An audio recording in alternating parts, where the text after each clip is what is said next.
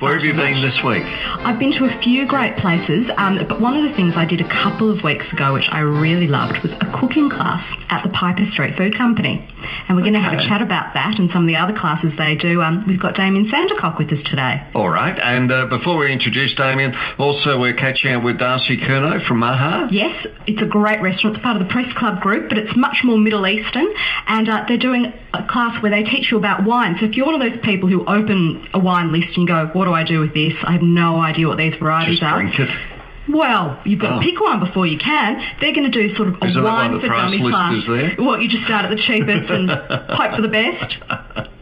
So they're going to demystify the wine list for people. Oh, thank goodness for that. 3. Let's talk about the Piper Street Food Company. And as you mentioned, Damian Sandercock is with us. How are you, Damian? I'm really well. It's hard not to be on a day like today, isn't it? It is. Isn't it a small world also? Because we were just talking about backgrounds, and you come from Adelaide originally, Damian. That's right, yeah, absolutely. And most of my years there before moving to Melbourne. Your parents used to run the Waterfall Gully restaurant. That's right, absolutely. I moved there from the age of 4, and that was our home for about 11 years, which was a wonderful place to be.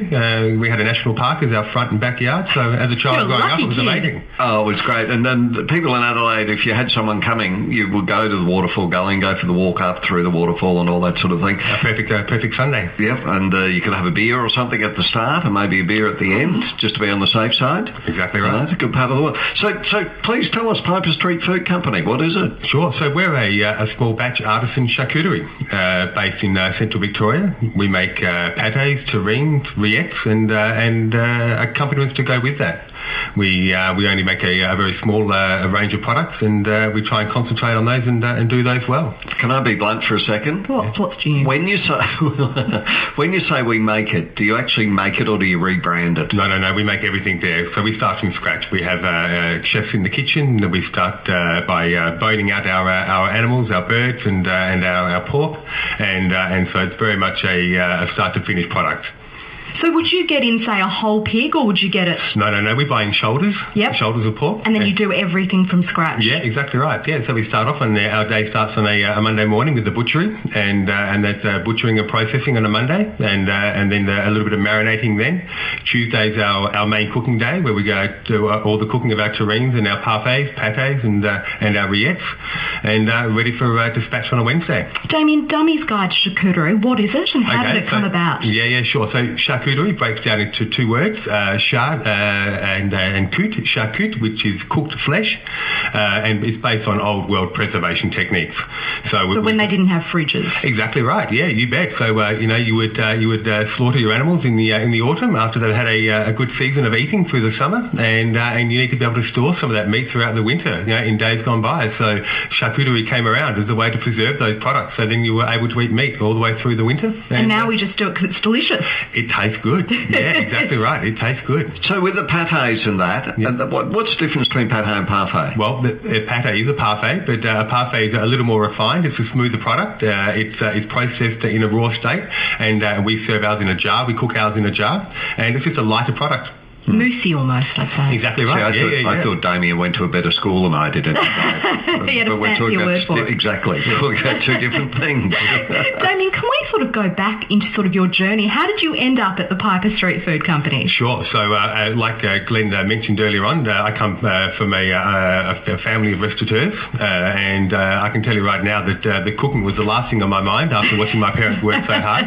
And eventually I just fell into it, and after apprenticing through Adelaide and doing the obligatory chef tour overseas. You say obligatory, but to me that sounds fantastic. Oh, absolutely. I guess it's a way that you can just pay for your travels as well. So it was a nice thing to do.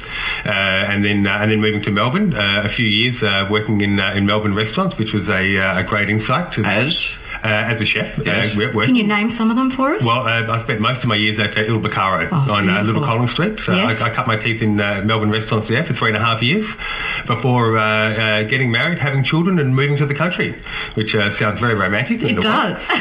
And then from there, we started our own restaurant, a little pizzeria in Piper Street, which was hugely successful and a great amount of fun. Piper Street where? It was called Pizza Verde. So Piper Street in Kyneton. In Kyneton. Yeah, absolutely. We sold that last year, and then we started our charcuterie.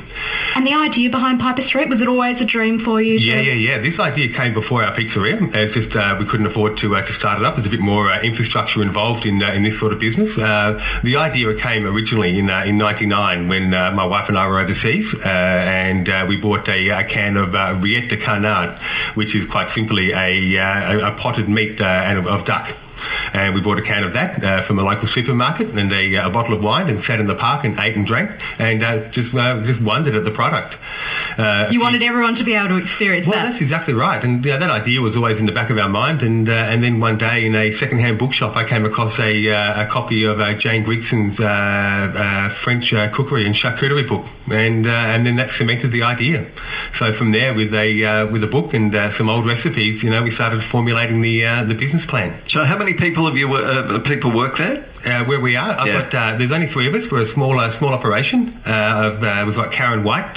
She works for us. She's one of the owners of Verge Restaurant down in Melbourne. She now lives in the country.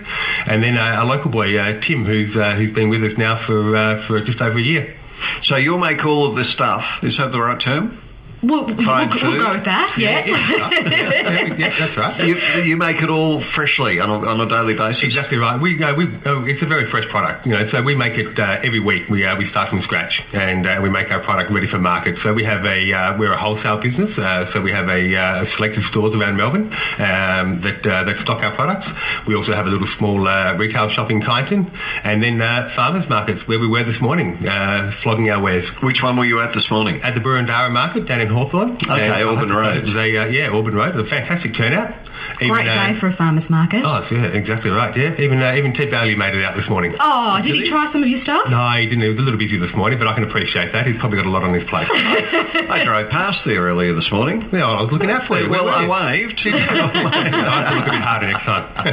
But you're right, they are fantastic, particularly as the weather starts to fine up and all that sort of thing. And it's so important to be, supporting those producers. It's very easy just to go to a supermarket every week and buy all your fruit and veg there, but there are people who are growing varieties that are otherwise going to essentially become extinct and growing really beautiful produce. So I think it's important for the community to get along. When you were mentioning charcuterie from the point of view it doesn't necessarily need to be refrigerated, should we put our pâtés and all that in the fridge? Yes, you bet. I mean, like I was saying, the product originates from a preservation of products in days gone by where you wouldn't have refrigerators. You also have to bear in mind it has a European history, so the European winter would be a fairly cool winter, so storing it in your larder would be not dissimilar to being in a refrigerator.